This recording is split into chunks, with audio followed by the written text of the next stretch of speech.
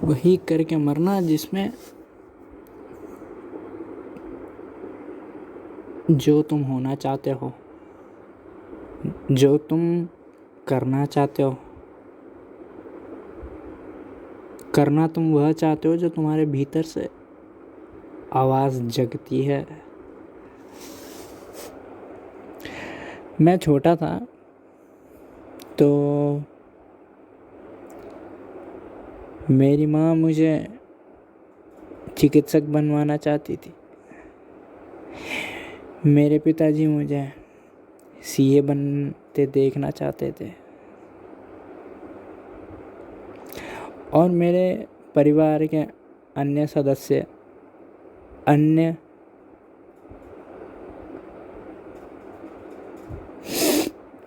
Career में मुझे देखना चाहते थे।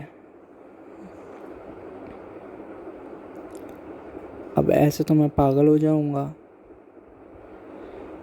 परिवार के मेरे जितने सदस्य हैं जिन्होंने मुझे जो जो बोला है बनने के लिए, वो तो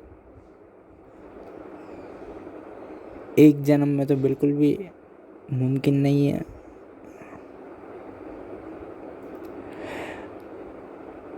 और ख़ासकर इस जन्म में तो बिल्कुल भी मुमकिन नहीं है, जहाँ कि आज हर फील्ड में इतना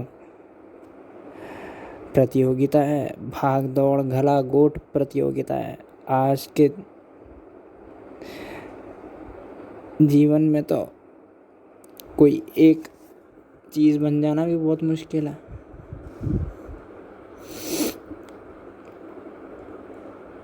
तो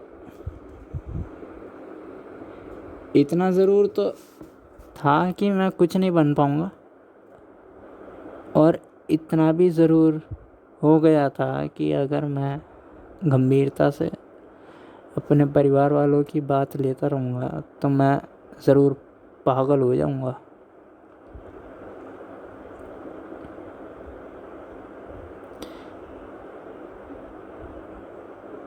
यही मानसिक स्थिति, mental state of your mind, यही मानसिक स्थिति तुम्हारी भी है। तुम आज जहाँ दौड़ रहे हो, जहाँ श्रम कर रहे हो, जहाँ पैसा कमाने जा रहे हो, जहाँ तुम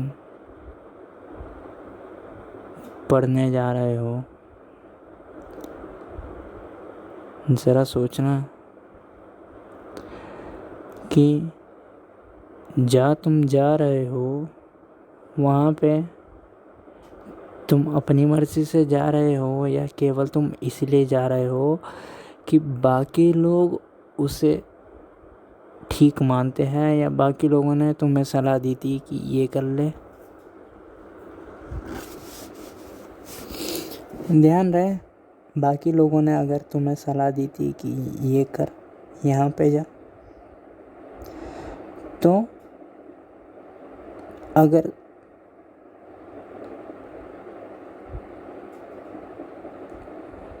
तुम्हें सफलता भी मिल जाएगी तो वो सफलता तुम अपनी ना मान सकोगे, क्योंकि वहाँ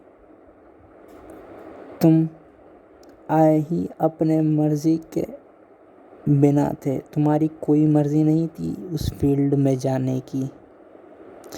लोगों ने सलाह दी थी तुम्हें, लोगों ने कहा था कि यहाँ पे अच्छा है, अच्छा करियर बनेगा, इस फील्ड में जा, इसलिए तुम आए।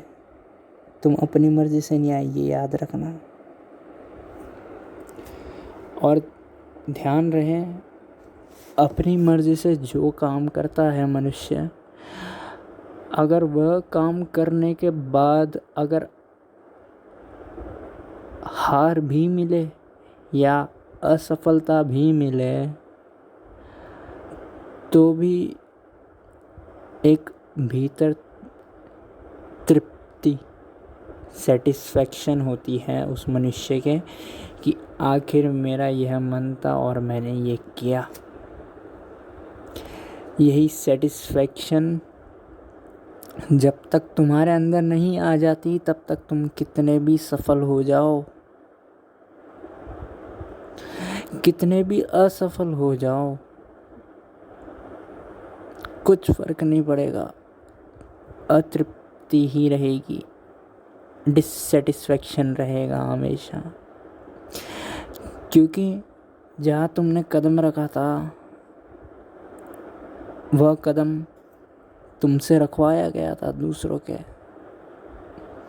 फोर्स पर, इन्फ्लुएंस पर। वह कदम तुमने अपनी स्वेच्छा से नहीं रखा था।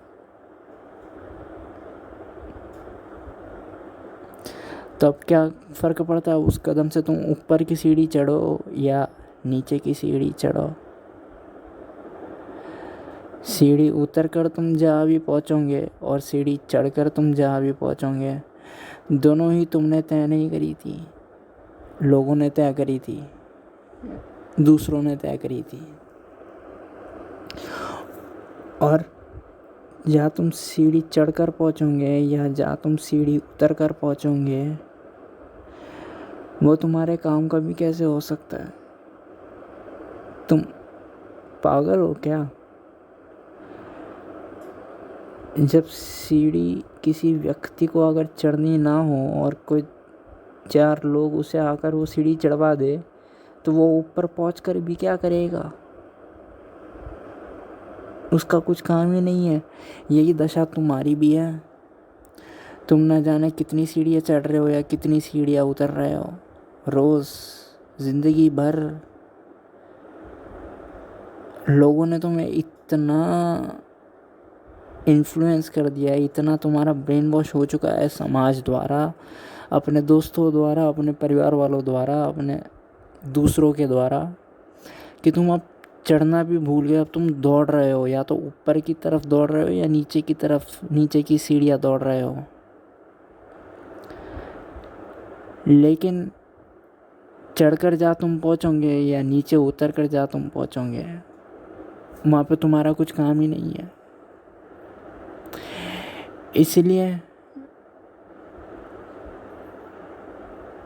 कामयाबी पाने के बावजूद भी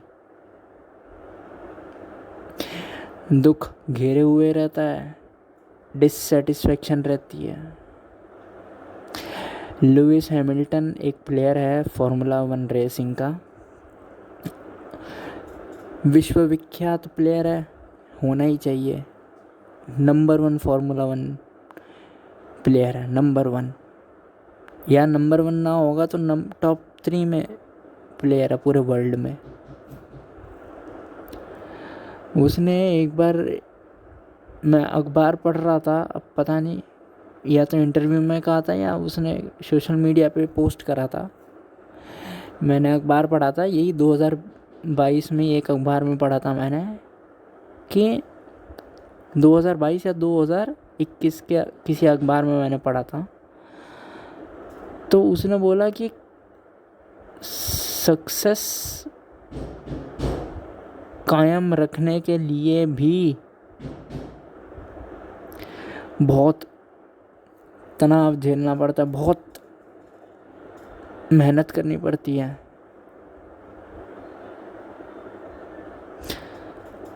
और जहाँ मेहनत है वहाँ तनाव भी है।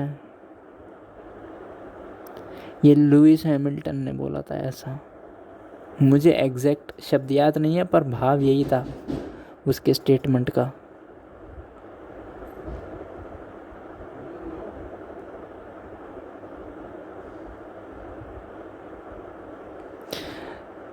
देखा, लुइस हैमिल्टन बहुत सारे टाइटल जीत रखा है अलग अलग कॉम्पिटिशन्स में, टूर्नामेंट में, फिर भी ये स्टेटमेंट आ रही है कि कामयाबी को कायम रखने के लिए भी बहुत तनाव झेलना पड़ता है। इतना कामयाब होकर भी तनाव। क्या तुम्हें कुछ विश्वास हो रहा है? नहीं विश्वास हो रहा तो गूगल पे सर्च कर लेना, लुइस हैमिल्टन की स्टेटमेंट ये।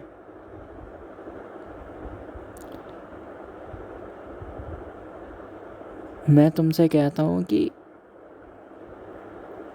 कामयाबी के पीछे जो दौड़ता है वह अपनी भूल जाता है, वो अपनी भीतर की आवाज़ को सुनना भूल जाता है। वो यह बिल्कुल भूल जाता है कि मैं जहाँ दौड़ रहा हूँ वहाँ पहुँचकर, उस मंजिल पर पहुँचकर मेरा कुछ काम होगा या नहीं होगा, या वो मेरे काम की होगी नहीं होगी। पिकासो विश्वविख्यात पेंटर हुआ, घंटों घंटों पेंटिंग में लगा रहता था। बहुत लोग आते उसे बोलते कि ये रंग होता है, इसकी जगह लाल की जगह पीला कर दिए होते। बहुत लोग आते बोलते ये क्या बनाया अटपटा बकवास सा। बहुत लोग आते बहुत कुछ कहते हैं, लेकिन पिकासो कायम रहता अपनी पेंटिंग बनाने में। क्यों? क्योंकि पेंटिंग बनाने से वो कोई कामयाबी हासिल नहीं करना चाहता था, ना कोई पैसे कमाना चाहता था। पेंटिंग बनाने में उसको रस आता था, उसको तृप्ति मिलती थी। अब भले ही सरकार उसे जेल में डाल जाए पेंटिंग बनाने के लिए, लेकिन पेंटिंग वो बनाता था क्योंकि उसे पेंटिंग बनाने में रस आता था। ये मैं तुम्हें भी कहता हूँ, तुम पिकासो हो जाओ। सुकरात जो बोलता था, लोग उसके बोलने से असहमत थे। यूनान के अंदर एथेंस में सुकरात को यही तृप्ति थी कि मैं जो बोलता हूँ 1000 में से या लाख में से या करोड़ में से सब नहीं तो कम से कम एक व्यक्ति समझ जाए, उसी में मेरी तृप्ति है बस। लेकिन आज गणित उल्टा है, तुम्हारा गणित बिल्कुल उल्टा है सुकरात के गणित से। तुम चाहते हो कि मैं कुछ ऐसा करूं कि करोड़ों तालियां बजाए मेरे ऊपर। ध्यान रहे, जो करोड़ तालियां भी बजा देंगे, लेकिन वो तालियां तुम्हारे लिए नहीं बजाएंगे। वो तालियां उस कामयाबी के लिए बजाएंगे जहाँ पे तुम पहुँच जाओगे। और ध्यान रहे, जब तक तुम उस कामयाबी पर कायम रहोगे तब तक तालियां बजाते रहेंगे। जैसे ही तुम उस नाकाम होना शुरू हो जाओगे और एकदम गिर जाओगे, नाले में आ जाओगे, इतना गिर जाओगे तुम, तब वही करोड़ लोग तुम्हें थूकेंगे। लोगों का ज़्यादा भरोसा नहीं है लोगों में, और राजनेता में ज़्यादा फर्क नहीं है। राजनेता पार्टी बदलता है, लोग जो कामयाब होता है उसके लिए ताली बजाते हैं, और जो पतित होता है उसके ऊपर थूकते हैं। और लोग ये बिल्कुल भी नहीं देखते कि कल तक वो आदमी कितना कामयाब था, आज वो कितना पतित है, और आज उसका कितना पतन था और कल वो इतना कामयाब हो गया। लोग बिल्कुल नहीं देखते। लोग सिर्फ गोल्ड मेडल के लिए ताली बजाते हैं। सुकरात का गणित ये था कि करोड़ में से एक भी व्यक्ति मुझे समझ जाए, चाहे मैं कितना ही कामयाब हूँ या नाकाम हूँ, वो व्यक्ति हमेशा मुझे समझता रहेगा।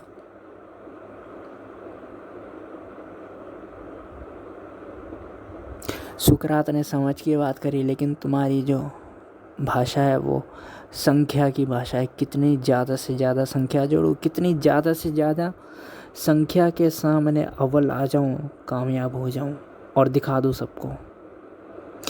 इसे मैं कहता हूँ अहंकार की तृप्ति। इसे मैं कहता हूँ तुम वह होना चाहते हो जो दूसरों की नज़रों में ऊंचा है। तुम वह नहीं होना चाहते जो तुम्हारे अंदर की आवाज़ तुमसे कहती है। सचिन तेंदुलकर की भीतर की आवाज़ उससे कहती थी क्रिकेटर हो जा, तो वो क्रिकेटर हुआ महान। लता मंगेशकर के भीतर की आवाज़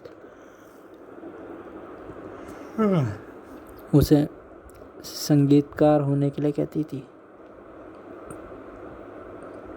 ऐसे ही हर मनुष्य के भीतर की आवाज़ होती है तुम्हारे भीतर की आवाज़ जो हो, जो तुमसे बोले वो करना। लेकिन इसमें भी तुमने तरकीबें खोज ली है। अब मैं तुम्हें बोलता हूँ कि अपने भीतर की आवाज़ की सुनना। अब कल तुम दोस्तों से, पड़ोसियों से सुनकर आ गए कि सीए बनना बहुत प्रॉफिटेबल है, ऑडिटिंग वगैरह करता और आजकल ज़माना इसी का ही है, फ्यूचर भी इसका बहुत है। और मेरी बात तुमने सुन ली कि भीतर की आवाज़ सुनना। अब तुम मुझे बोलोगे कि मेरी भीतर की आवाज़ मुझसे कहती है कि मुझे सीए बनना है। ध्यान रहे, ये बेईमानी है। ये बेईमानी इसलिए क्योंकि तुमने दूसरों से सुन लिया और सीए बनने के पीछे तुमने तर्क खोज लिया कि फ्यूचर भी इसी का ही है। नहीं, मैं भीतर की आवाज़ उसे कहता हूँ कि भीतर की आवाज़ जो तुमसे बोले वो तुम करो और उसके करने के पीछे तुम्हें कोई तर्क ना मिले। उसके करने के पीछे किसी कामयाबी का आकांक्षा ना हो। हाँ, कामयाबी मिलती हो तो बहुत बढ़िया, सोने पे सुहागा। लेकिन कामयाबी ना भी मिलती हो तो भी वो तुम्हें करने में रस आए, तो भी वो करने में तुम्हें मज़ा आए, तो भी वो करने में तुम पूरे मगन हो जाओ, डूब जाओ। उसे मैं कहता हूँ भीतर की आवाज़ जो तुमसे करने के लिए कह रही है, उस कार्य को मैं कहता हूँ।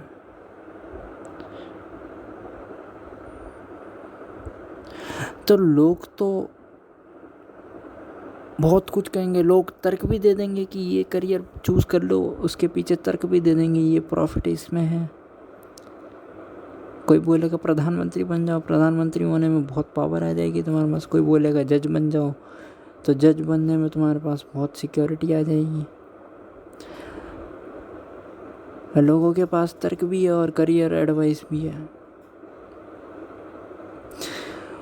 और जो एडवाइस देता है वो भी किसी दूसरे की एडवाइस पर ही अपना करियर परस्यू कर रहा है। वो भी पीड़ित है और वो चाहता है तुम भी पीड़ित हो जाओ। नहीं, मैं कहता तुम अपने भीतर की आवाज़ सुनना। और भीतर की आवाज़ हमेशा वही कहती है जो करने में तुम्हें रस आएगा।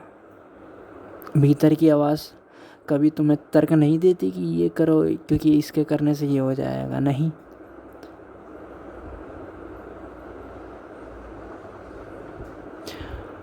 तो जो तुम्हारे भीतर से एकदम अंदरूनी आवाज़ जो तुमसे पुकारे,